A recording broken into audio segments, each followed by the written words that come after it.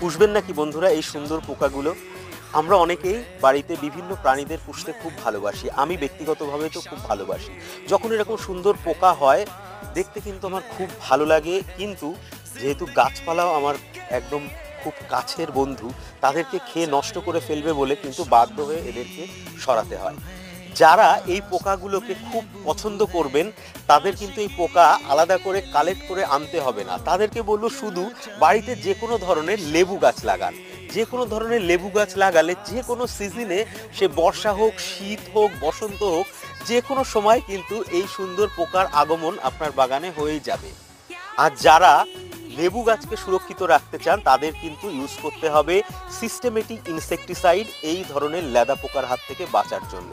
যার জন্যে আমি গত 1 বছর ধরে এই টোজেন নামক এই সিস্টেমেটিক ইনসেকটিসাইড ব্যবহার করছি, যার জন্য আমার বাগানে কিন্তু একদমই এই পোকা